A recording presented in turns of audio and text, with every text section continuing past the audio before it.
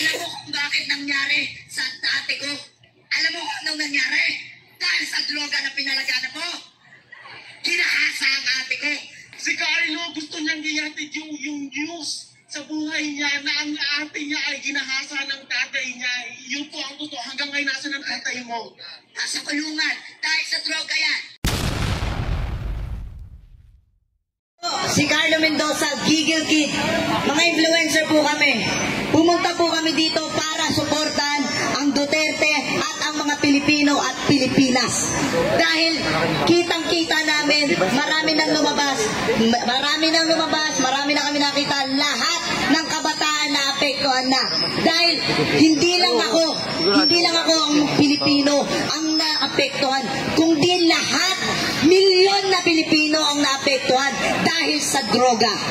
Dahil dyan, dahil droga rin ang umasak sa pamilya ko. Droga din ang dahilan kung bakit nagawa ng tatay ko ang nagawa niya sa ate ko.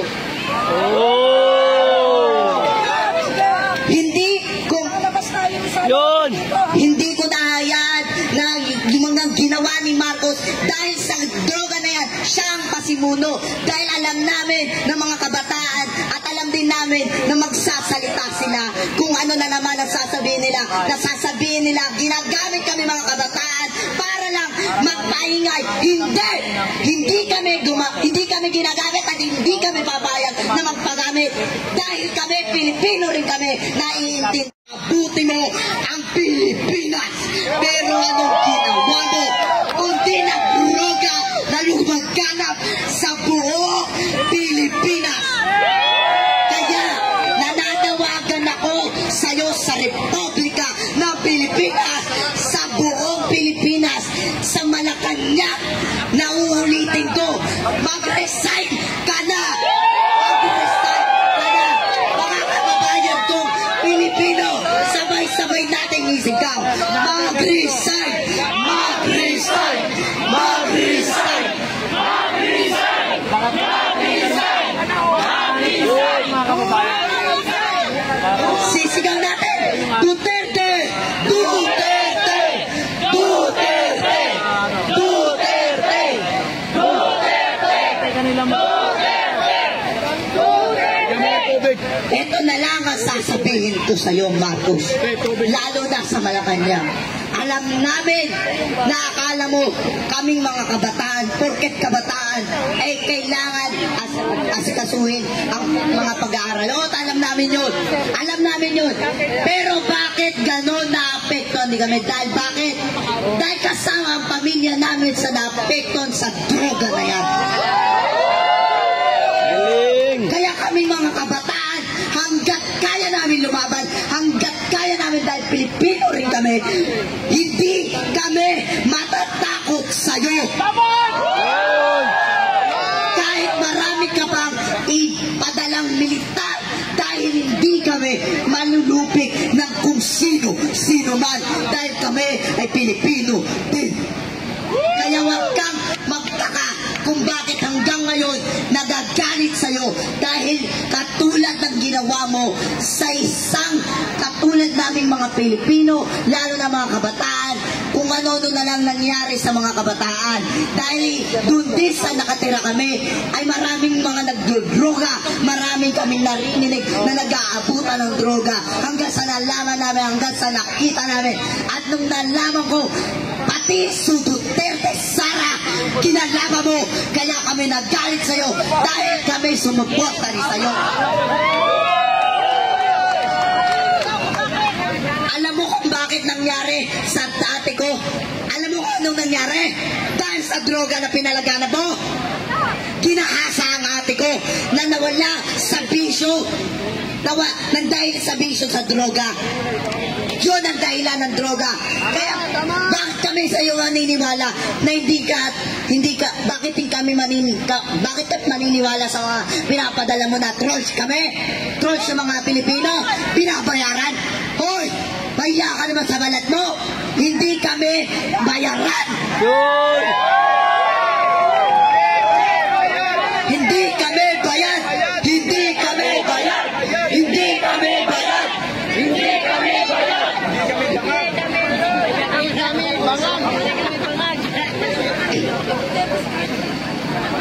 Kaya nananawagan pala ako sa mga Pilipino na nananatili sa bahay. Mahiya naman si Marcos. Kahit ano pa ang panakot sa atin, huwag kayong mag-alala. Suportado kayo na buong Pilipino.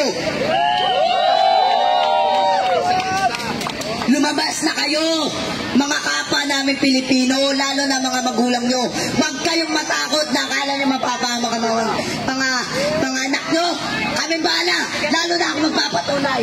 Ako magpapatunay sa inyo na kami ang susuporta sa'yo, lalo na ako. Ikaw bata ka, nanonood ka. Alam ko nanonood ka dahil maraming lumaganap na social media. Alam namin kung bakit kami galit. Dahil hindi namin din gusto gawin to. Pero dahil sa ginawa mo, dahil sa ginawa mong meeting, kung ano-ano, alam mo, nagalit na sa'yo. Umpisa pa lang, nagagalit na sa'yo. Hinintay lang namin na bumawi ka sa dulo. Pero anong ginagawa mo? Wala. Hanggang sa nagalit na, hindi ba sabi mo, tigre ka? O sige na, nanawagan ako sa'yo. Pumunta ka, magpakita ka sa buong Pilipinas para na sa ganun, kung tigre ka talaga, ipakita mo sa amin. Dahil nalaman namin na talagang tigre ka. Dahil nilamo mo kami, pero hindi kami magpapalamon sa'yo ng buo. Dahil kaming mga Pilipino, marami na kaming napagdaanan. Dahil kami isang matatag na Pilipino. Kami ay babangon ng babangon na kasama si Inday Sara Duterte.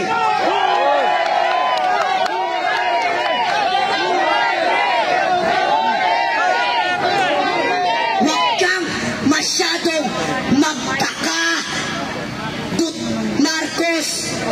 Marcos, hindi kami takot sa'yo, lalo na mga kabataan. Dahil kami, lalo na ako, palaban din ako.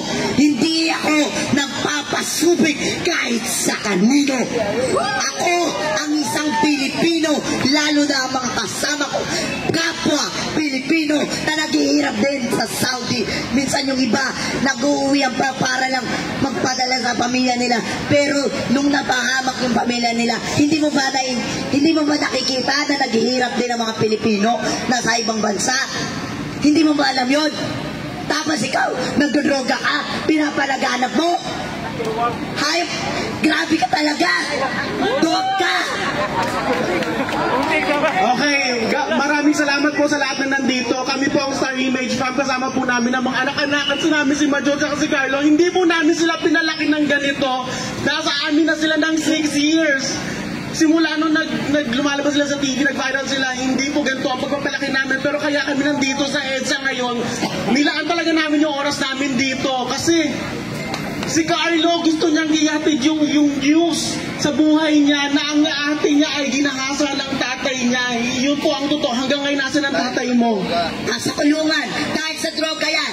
Yun po ang totoo, kaya kami nandito dahil sa kagustuhan ng batang si Carlo. Hindi po siya ginagamit, hindi po kami bayad, nandito kami para sa pagmamahal sa bayan. Ngayon lang nangyari sa akin to, di ba? Opo, tama po yun. Kung may marami sa amin nakakakilala, lalo na kay Carlo na nagsalita kanina, siya po yung anak-anakan ni Vice Ganda. Na batang makulit noon, na laging kasama ni Vice sa mga pelikula niya. Kahit si Majo, ayan si You Do Know Girl, si Majo, wala pong pumilit sa amin dito, hindi po namin sila tinuruan, bagkos sila pa ang nagpumilit sa amin na pumunta dito sa EDSA dahil naaawa na sila sa Pilipinas. Dahil sa murang edad nila gusto na lang ipaglaban ang Pilipinas. Sa mga kapwa naming influencers na siguro ngayon tinatawanan lang kami dahil lahat sila kampe sa gobyerno dahil may nahihita sila. Meron silang nakukuhang talent fee. Bawat imbita sa kanila ng gobyerno, may bayad sila dahil influencer sila, mga artista sila, may talent fee sila. Kami wala. Nagpunta kami dito ng buong puso. Gusto namin ipaglaban ang tunay na nagmamahal sa Pilipinas. Walang iba kundi si VP Sara Duterte.